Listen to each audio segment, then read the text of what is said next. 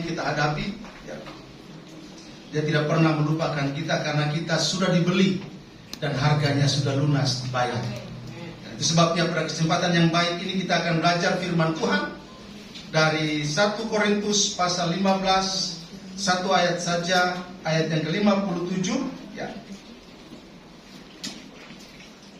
1 Korintus pasal 15 ayat yang ke-57.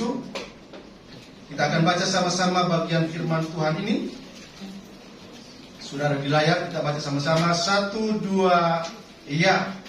Tetapi syukur kepada Allah yang telah memberikan kepada kita kemenangan oleh Yesus Kristus Tuhan kita. Saya baca sekali lagi buat kita. Tetapi syukur kepada Allah yang telah memberikan kepada kita kemenangan oleh Yesus Kristus Tuhan kita. Demikian firman Tuhan buat kita pada kesempatan yang baik hari ini. Yang berbahagialah setiap kita yang membaca, menghayati dan berjanji mau melakukannya dalam hidup setiap hari. Yang setuju katakan amin. Amin. Jemaat yang dikasihi oleh Tuhan Kristus, tema kita pada hari ini bicara tentang kemenangan dalam Kristus. Apa tema kita? Kemenangan dalam Kristus. Pernah mengalami kemenangan dalam hidup? Pernah. Adakah yang berkesan dari kemenangan itu? Apa kira-kira? Saat berlomba apa jadi dapat hadiah? Dapat hadiah apa kan ini? Ya kan? Pasti dalam setiap momentum kemenangan itu ada hal yang berkesan dalam hidup kita. Kenapa berkesan? Karena untuk mendapatkan itu tidak mudah. Ada usaha, ada kerja keras, ada perjuangan, ada harga yang harus dibayar dalam rangkaian perlombaan itu sampai kita mencapai kemenangan. Amin. Itu sebabnya punya kesan pada kita. Saya 2009 mengikuti satu perlombaan menulis artikel yang diselenggarakan oleh CBN. Saya bersyukur dapat juara. Dapat juara 2. Dapat hadiah, sertifikat, dan juga uang tunai 1 juta. Itu sangat berkesan. Karena mengalahkan ribuan orang yang mengikuti perlombaan itu bukan hal yang mudah. Dan dari situlah saya belajar bagaimana menulis yang baik sampai saat ini. Sehingga ada beberapa buku saya yang diterbitkan oleh penerbit karena belajar. Khususnya Andi Offset menerbitkan buku saya. Pengalaman 2009 itulah, karena artikel saya menjadi juara 2, itu pemantik semangat dan tahu cara menulis yang baik. Sehingga itu berkesan karena perjuangannya tidak mudah. Menyiapkan materi itu tidak mudah. Sehingga itu berkesan. Tapi kita tidak sedang bicara itu. Kita sedang bicara tentang kemenangan di dalam Kristus. Karena itu pertanyaannya adalah, apa makna kemenangan dalam Kristus dari teks firman Tuhan yang kita sudah baca bersama? 1 Korintus 15 ayat yang ke-57. Apa makna kemenangan? Apa arti, apa nilai dari kemenangan dalam Kristus? Saya mencoba untuk menghayati ayat itu dan ternyata bahwa kemenangan itu diberikan, bukan diusahakan oleh kita. Hebat ya? Kemenangan itu diberikan, bukan diusahakan oleh kita. Ini hal yang punya nilai lebih. Kita nggak ngapa-ngapain, tapi diberi kemenangan itu. Betul? Kok masih mikir ya? Ya kan? Nggak perlu kita usaha, nggak perlu kita berjuang, nggak perlu kita berkorban, tapi kemenangan itu diberikan kepada kita. Ya.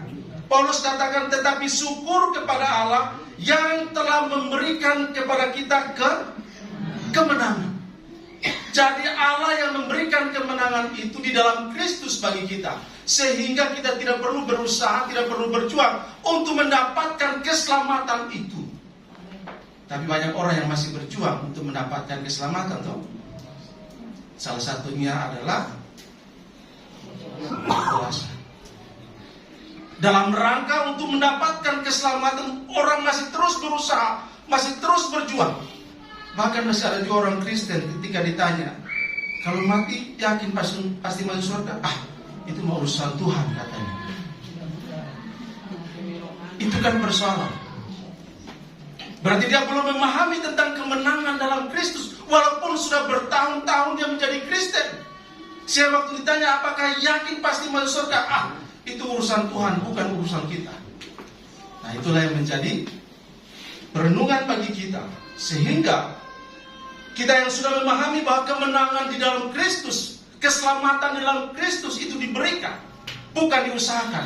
Maka kita harus punya hati untuk bagaimana melihat dunia ini dengan benar. Makanya seorang teolog bernama C.S. Lewis, C.S. Lewis dia bilang begini, kita baca sama-sama, 1, 2, 3. Keselamatan bukanlah untuk orang-orang yang mencoba lebih keras, tetapi untuk mereka yang belajar berserah kepada Tuhan.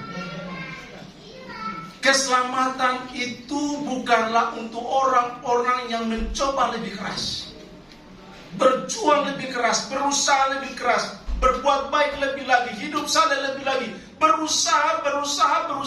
Tapi ternyata semua upaya, semua usaha, semua perjuangan, pengorbanan yang diberikan ternyata tidak mendapatkan apa-apa. Kan lucu ya? Sudah berusaha sedemikian rupa, ya kan? Tapi nggak dapat apa-apa. Itu orang pintar atau orang apa?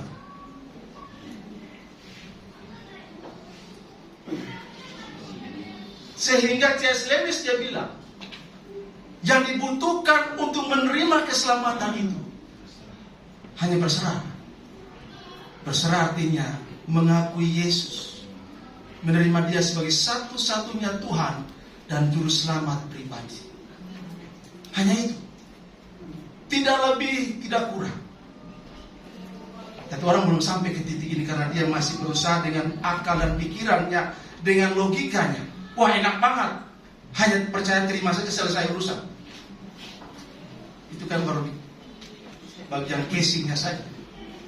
Karena itu bagi kita yang sudah mengerti hal ini, perlu kita terus merawat agar sungguh-sungguh keberserahan diri kita kepada Tuhan menjadi sangat serius. Karena waktu-waktu ini adalah waktu-waktu yang mengerikan. Waktu-waktu ini adalah waktu-waktu yang jahat. Waktu-waktu ini adalah waktu-waktu yang perlu perjuangan yang lebih berat lagi. Karena kehidupan semakin sukar, semakin sulit yang kita rasakan, yang kita hadapi. Dan saudara-saudara kita, mereka mengalami banjir. Tidak mudah. Saudara-saudara kita yang di PHK, kehilangan pekerjaan, kehilangan penghasilan ribuan orang. Karena tempat mereka bekerja itu pilot, bangkrut. Sekian lama tahun mereka bekerja. Mereka tidak pernah berpikir bahwa tempat itu akan ditutup. Tapi waktu berjalan terus. Sehingga hanya orang yang siap sajalah yang mampu dapat menghadapi dan melewati segala sesuatu yang tidak bisa dipikirkan oleh akal dan pengetahuan manusia. Jemaat yang dikasihi oleh Tuhan Yesus Kristus, Paulus memberikan satu pernyataan yang cukup bagus bagi kita. Tetapi syukur kepada Allah yang telah memberikan kepada kita kemenangan oleh Yesus Kristus Tuhan kita.